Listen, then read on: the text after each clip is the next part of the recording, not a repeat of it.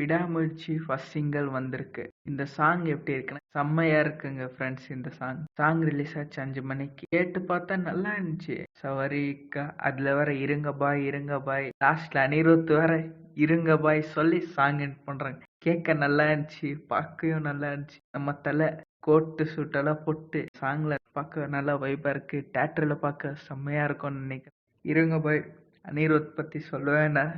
எது ட்ரெண்ட் ஆனாலும் எடுத்துருவாரு. அவர் காப்பி பண்ணாலும் நல்லா இருக்கு, ஓனா போட்டாலும் நல்லா இருக்கு.